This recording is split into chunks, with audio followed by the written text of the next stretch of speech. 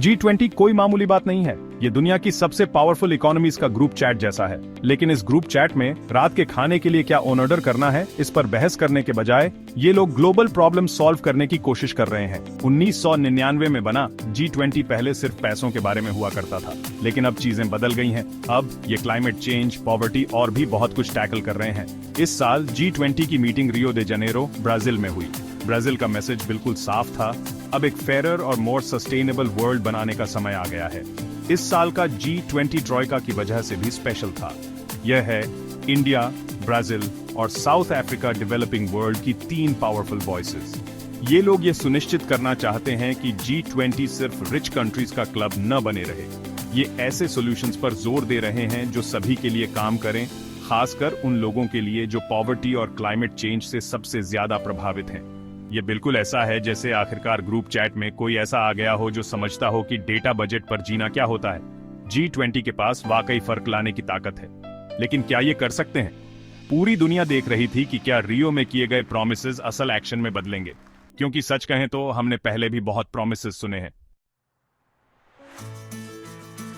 रियो उम्मीदों से भरा हुआ था। क्या यह वह G20 हो सकता है जहां चीजें आखिरकार बदल गईं? समिट की एक कैची थीम थी, building a just world and a sustainable planet. लेकिन स्लोगन्स बनाना आसान है। असली सवाल यह था कि क्या G20 दुनिया की सबसे बड़ी चैलेंजेस से निपटने के लिए कॉन्क्रीट प्लान्स बना पाएगा? सबसे बड़ी अनाउंसमेंट्स में से एक थी global alliance against hunger and poverty. अब तो वक्त आ ही गया था। प्लान यह है कि हंगर को खत्म करने के लिए सीरियसली काम किया जाए, जिसमें कैश ट्रांसफर्स, स्कूल मील्स और स्मॉल फार्मर्स के लिए सपोर्ट जैसे प्रोग्राम्स होंगे। एक ऐसी दुनिया की कल्पना करो जहां हर किसी के पास खाने के लिए पर्याप्त हो। यही लक्ष्य है। G20 ने क्लाइमेट चेंज से निपटने के लिए एक टास्क फोर्स भी लॉन्च की। वे इसे TF क्लीमा कहते हैं, जो किसी सुपर हीरो टीम जैसा लगता है। उनका मिशन क्लाइमेट चेंज से लड़ना हर किसी के लिए, खासकर बड़े बिजनेसेस और इन्वेस्टर्स के लिए टॉप प्रायोरिटी बनाना। वे हमारे प्रीशियस रेन फॉरेस्ट को प्रोटेक्ट करने के तरीके भी ढूंढ रहे हैं, क्योंकि आप जानते ही हैं हमें सांस लेने के लिए उनकी जरूरत है। ओके, तो G20 ने रियो में कुछ बड़े प्रॉमिसेस किए, लेकिन क्या वे अपनी बात पर कायम रहेंगे? थोड़ा बहुत स्केप्टिसिज्म तो बनता है। आखिरकार हम यह सब पहले भी देख चुके हैं। वर्ल्ड लीडर्स बड़े बड़े ऐलान करते हैं, लेकिन फिर असलियत में कुछ नहीं बदलता। सबसे बड़ी चिंताओं में से एक है पैसे की।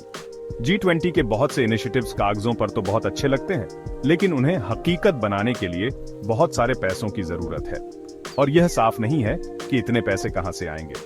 यह बिल्कुल वैसा ही है जैसे अपने दोस्त से स्पेस ट्रिप का वादा करना, लेकिन फिर रॉकेट फ्यूल का खर्चा जोड़ना ही भूल जाना।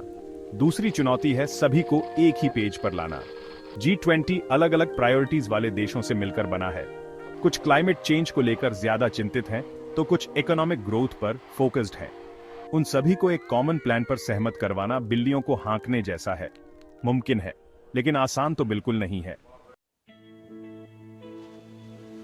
रियो G20 समिट सही दिशा में एक कदम था, लेकिन यह तो बस शुरुआत है। अब मुश्किल काम शुरू होता है, बातों को एक्शन में बदलना। दुनिया देख रही है, ये देखने के लिए कि क्या G20 अपने प्रॉमिसेस को पूरा करेगा। G20 के पास पॉवर्टी, इनइक्वालिटी और क्लाइमेट चेंज के खिलाफ लड़ाई में असली बदलाव लाने के लिए रिसोर्सेज और इन्फ्लुएंस है। लेकिन इसके लिए सिर्फ बातें करने से काम नहीं चलेगा।